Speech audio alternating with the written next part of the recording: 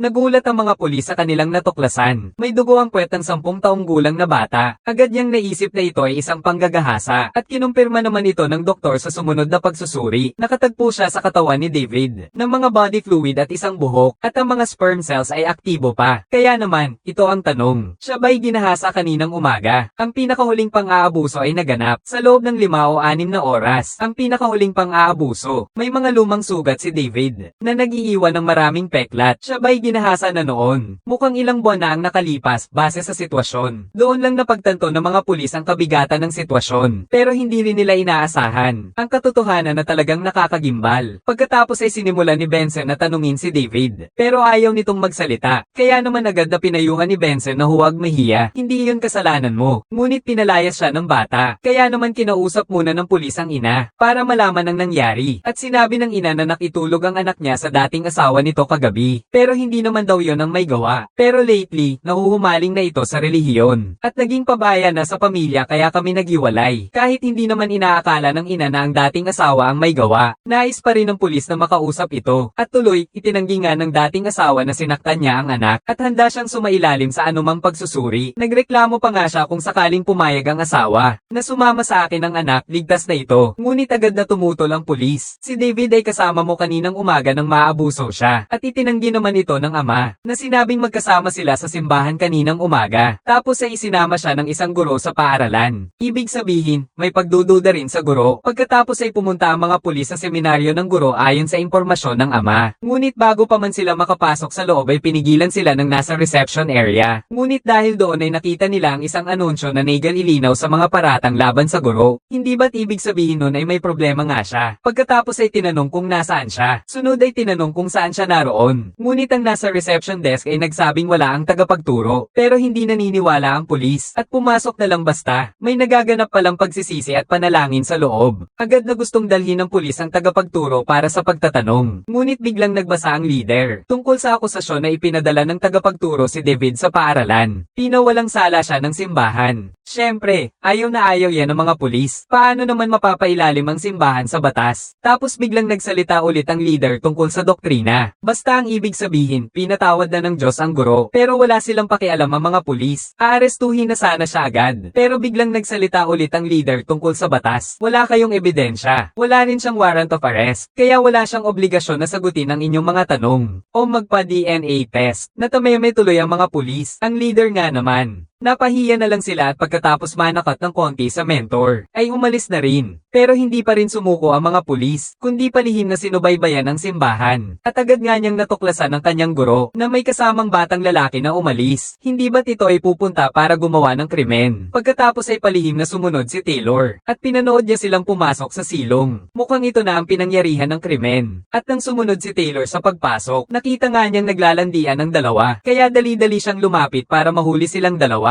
Ngunit ang nakita niya ay lubos na nakapagpagtataka sa kanya. Hindi lalaki ang kaharap niya, kundi ang babaeng nasa reception area. Medyo naguluhan si Taylor, at hindi na alam ang gagawin. Magkasintahan pala ang propesor at ang babae, dahil bawal ang pakikipagtalik bago ang kasal sa simbahan. Kaya ginamit niya ang bata bilang pantekip. At ang resulta, akala ng lahat pedophile ang guro. Pero ang batang lalaki pala ay kapatid ng babae. Pagkatapos ay humingi ng tawad ang guro sa pulis. Pero gusto malaman ni Taylor kung ano ang nangyari kay David noong araw na iyon. Kaya nagtapat ang guro. Noong araw na iyon, inihatid ko si David sa paaralan at pagkatapos ay, nanood lang kami ng sine ng girlfriend ko. At pinatunayan naman ng babae na magkasama nga sila noon. Hindi naman sinaktan ng boyfriend ko si David. Tapos, agad ding pinatunayan ng sinehan na hindi sila nagsisinungaling. Hindi ko inaasahan na mas gugustuhin pa ng mentor ko na isiping manyak siya, kaysa aminin na nanood siya ng sine at naging malapit sa girlfriend niya. Tapos biglang tumawag ang nanay ni David. May nangyaring masama raw sa bahay. Si David pala ang dinukot. Hinala ng ina, ang dating asawa ang may gawa, dahil tumawag ito kanina. Sabi, maghahabol daw sa korte para sa kustodiya, para hindi ko na raw makita ang anak ko. At dito na rin nakakuha ng CCTV ang forensics. At sa video nga, ang ama ang nag-alis kay David. Agad namang natunto ng pulis ang sasakyan nila. Ngunit nang makita ang destinasyon, agad na nagulat ang ina. Dinala pala ng dating asawa ang anak sa isang banal na bayan. May sarili silang paaralan, pulis, at ospital doon. Isang komunidad na self-sufficient. Walang cellphone, telebisyon, o media, isang malinis na pamumuhay na may pananampalataya, malayong malayo sa mundo at sa masasamang impluensya. Pero para masolusyonan ang kaso, kailangang pumunta ang mga pulis, at agad nilang natagpuan ang sasakyan ng dating asawa. Nang bumaba sila para siyasatin, sumunod din ang mga pulis relihiyon. Ngunit nang malaman ng kanilang pakay, sinabi nilang wala kayong jurisdiction dito, pero hindi yun pinansin ng mga pulis. Pinilit nilang dalhin ng mga pulis na relihiyoso ang mga ito sa simbahan, at naabutan nila sina David at ang ama na nag-aaway. Kaya agad nilang pinigilan ang mga ito. Ayaw ng leader ng lugar na makuha si David. Nanawagan din ng ama na pigilan ng mga pulis, kahit si David ay sumigaw na ayaw niyang umalis doon. Ngunit sa pilitang kinuha pa rin siya ng mga pulis, at dinakip din nila ang leader dahil sa kasong panggagahasa. Ngunit mariing itinanggi ng matandang lalaki ang pang-aabuso sa bata. Ani ay gusto niya lang protektahan ng bata sa kapahamakan ng inyong lipunan. Syempre, hindi naniniwala ang mga pulis. Ngunit, hindi rin inamin ni David na siya ay dinukot. Sabi niya ay ayaw ko lang umalis doon. Hindi rin naniniwala ang mga pulis. Kaya't ipinaliwanag ng bata na sinabi daw ng leader na doon siya pwedeng mag-aral. Sabi niya, mababait sila sa akin. Walang sino man ang sasaktan sa akin. Magiging ligtas ako. Pagkarinig niyan, biglang naisip ni Taylor, ang guro kaya ang nanakit sa'yo. Pero nangako si David na hindi niya sasabihin. Buti na lang at may natuklasan ding bagong ebidensya ang crime lab noon. Inilagay niya ang buhok sa microscopyo at pagkatapos ay kumpara. Makapalang nasa kaliwa, pang nasa hustong gulang. Samantalang ang nasa kanan, mas manipis. Kaya't masasabi nating sa isang menor de edad ito. Mga 12-14 anyos ang edad. Grabe, hindi ko inakala. Aba! Yung lalaking nang abuso kay David ay kaklase niya pala. Pero ang dami-daming estudyante. Paano nga ba natin mahahanap ang salarin? Mabuti na lang at nasabi ni Dr. Wang na ang salarin ay ilang taon lang ang tanda kay David. At nakikipag-ugnayan siya sa mga mas batang bata. Posible dahil hindi siya tinatanggap ng mga kaedad niya. Hindi siya kasali sa grupo. Mas gusto niya ring makipaglaro sa mga mas batang babae. Sa tingin ko, hindi siya komportable sa piling ng mga kalalakihan na kaedad niya. Zelin. May nanakit sa kanya kaya siya nagalit. Ibinuhos niya ang galit niya sa mas maliit at mas mahina pang si David dahil doon siya nakakaramdam ng lakas. Tapos sinabi ni Dr. Wang kay David ang kanyang hinala. Eksakto naman pareho sa naranasan ni David. Pagkatapos, may pagmamahal na pinag-usapan pa ni Dr. Wang. Sa wakas, nabuksan na ang puso ni David. Inamin niyang si Jack ang may sala. Agad na dumating ang mga pulis sa bahay ni Jack at nakita nilang nanonood siya ng pornografiya. Kaya naman dali-dali niyang pinatay. Kahit wala ang ama niya sa bahay, dinakip pa rin nila siya at agad dumating ang ama niya sa istasyon ng pulis. Nang marinig niyang naakusahan ng anak niya ng panggagahasa, hindi siya naniwala. 14 na taong gulang pa lang si Jack at hindi niya pinakinggan ng paliwanag ng pulis. Diretso siyang pumasok para kunin ang anak niya. Pero nang makarating sa silid ng pagtatanong, hindi na siya pinapasok. Kaya naman nakinig na lang siya. At ayon kay Jack, hindi niya inaakalang nagkasala siya. Lahat ng ginawa niya ay natutunan niya sa mga pelikula. Akala ko ayos lang kay David. Hindi ko naman intensyong saktan siya. Hindi naman niya ako pinigilan. Akala ko nga gusto niya. Madalas naming ginagawa yon. Parang sa mga pelikula. Sabi nung tao, ikaw ay akin, akin ka. Tapos nirerespeto na siya ng lahat. Gusto mo bang igalang ka ng ibang mga bata?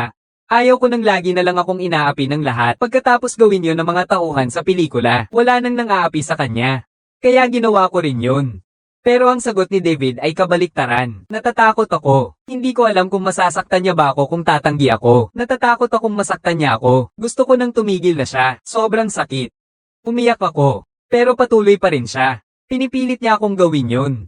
Kaya naman pinapanta ko na ang leader para iligtas ako. Hindi niya ako titigilan. Natigilan ng ama nang marinig ang katotohanan. Pagkapasok niya ay sinampal niya si Jack, tapos ay umalis siya nang hindi lumilingon. Lubos na iniwan niya ang anak sa mga pulis. Ayaw na niyang pakialaman pa. Pero menor de edad si Jack. Kailangan ng pulis ang ama para mag-supervise. Ngunit ang galit na ama ay nagpas siyang itakwil na si Jack para bang hindi niya anak ito. At determinado nang umuwi kasama ang kanyang bunsong anak dahil nalaman na ang katotohanan. Siyempre, kailangan munang palayain ng leader. At pinatawad na rin ng leader ang pagmamadali ng mga pulis. Ngunit nakasalubong nila si Jack at ikinulong ulit sa dating kulungan. Naawa rin siya sa leader na ito. Hinimok niya ang mga pulis na maging makatarungan sa pagpapatupad ng batas. Kaya naman dali-daling hinanap ni Taylor ang paiskal. Humiling siyang mailipat si Jack sa korte ng pamilya. Huwag siyang husgahan bilang isang nasa hustong gulang. Kahit na sa una ay ayaw pumayag ng paiskal. Nakuha pa rin siya ni Taylor sa huli. At agad na nagsimula ang paglilitis sa korte ng pamilya. Ipinagtatanggol ng abogado na si Jack ay nagkamali lang sa paglalaplap. Karaniwan daw ito sa mga teenagers teenager. Pero hindi pa man natatapos magsalita, biglang sumulpot ang galit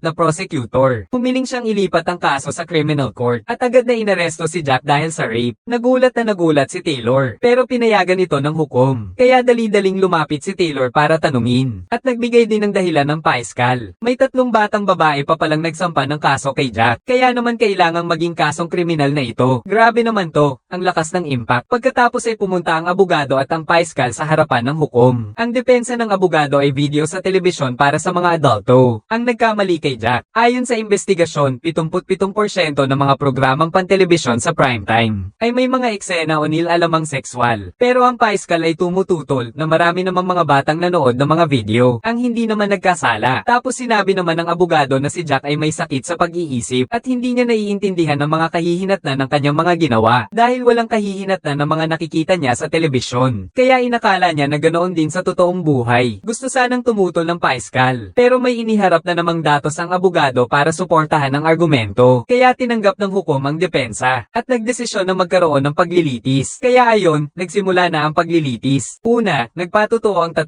batang babaeng biktima. Sa una, feeling nila gusto sila ng mas matandang lalaki at medyo natuwa pa sila. Pero may nangyari pagkatapos. Sinabi niya sa akin na may nakita siyang isang bagay sa pelikula. Mosaic.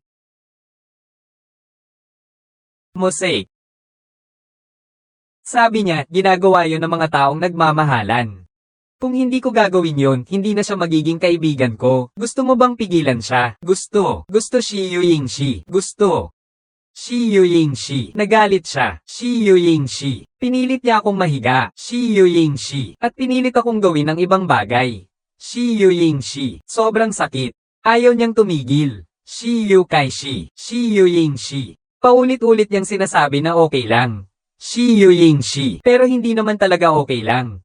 Susunod naman ang kwento ni Jack. Sabi niya, nanunood daw ako ng 3 o 4 na pelikula kada araw. Kung wala namang magandang panoorin, nanunood na lang ako ng mga DVD. Kapag nasa bahay si tatay, nagkukubli na lang ako sa kwarto at nanunood sa computer. Mahilig akong manood ng mga pelikula na may hubad na babae. At marami rin naman sa internet, kaya nagtanong ang abogado, hindi ka ba nahiya nang sabihin mo yan? Pero para kay Jack, normal lang yon. Hindi ba't karaniwan naman yon? At iyon mismo ang gusto ng abogado. Sumunod ang patoto ng doktor na ang mga batang kasing edad ni Jack ay nanonood ng 3 oras na telebisyon at nag-i-internet ng 3 oras kada araw. At ang pornografiya sa internet ay laganap na hindi ka panipaniwala. Kaya nga nagbago na ang mga pamantayan sa kultura. Ngayon, hindi na nahihiya ang mga lalaki na hayagang pag-usapan ng sex. Pagkatapos ay agad na nag-guide ang abogado sa pagtatanong. Binago ba ng media ang paraan ng pakikipagrelasyon ng mga bata? Samantalang ang doktor ay nagtiyak na ang media ay may malaking epekto sa sexual na pag-uugali ng mga kabataan. Mayroong malaking impluensya sa nakalipas na 10 taon. Dumb-able ang bilang ng mga kabataang may XX. Shi Yuyingshi. Dumb-able rin ang bilang ng mga nagkakalat ng sipilis. 35,000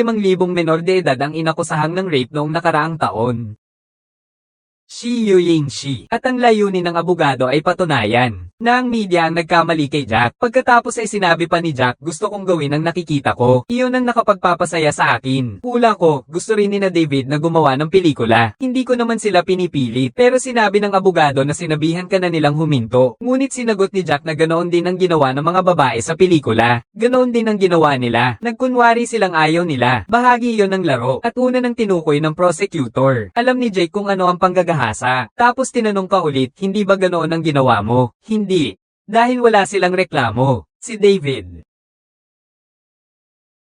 Gusto rin ba niya? Oo, sabi niya. Umiyak ba siya nung hinuhubad mo ang pantalon niya? Umiyak din ang mga tao sa telebisyon. Pinahinto ka niya, bakit hindi ka tumigil? Hindi siya seryoso. E paano naman nung sinaktan mo siya? Paano naman nung sumigaw siya? 7 na ang beses mong sinaktan si David. Hindi mo ba narinig ang pagsigaw niya? Hindi mo ba talaga iniisip na may nagawa kang mali? Hindi ko alam na nasaktan ko ang iba. Hindi ko naman sinasadyang saktan sila. Kawawang Jack. Hanggang ngayon, hindi pa rin niya napagtanto ang kanyang pagkakamali. Malapit na ang huling bahagi ng paglilitis. Ang abogado ay naninindigan pa rin na ang media ang may kasalanan. Sinisikap na kumbinsihin ng hurado. Samantalang ang paiskalya ay naninindigan na si Jack ay nag-rape ng 4 na bata dahil nanonood ng telebisyon ang lahat ng bata sa bansa. Pero hindi sila nagkasala gaya ni Jack. Hindi ang telebisyon ang tunay na dahilan ng kanyang paggawa ng krimen, kundi ang pang-aapi sa kanya at galit Kaya ibinubunto niya ang galit sa mas maliliit na bata para makaramdam ng ginhawa. Ginawa iyon ni Jack dahil gusto niya at ang resulta ay nasa kamay na ng mga hurado. Ngunit ang mga hurado ay nagdesisyon na siya ay may sakit sa pag-iisip at pinarusahan si Jack na walang sala at dinala na lamang siya sa isang mental hospital para magamot kaya wala na silang nagawa. Napapaisip tuloy ang mga pulis. Marahil ay kailangan na ring ituring na isang relihiyon para makaiwas sa mga bata sa modernong pamumuhay. Hindi rin naman masamang ideya. Pero ano nga ba talaga ang tama?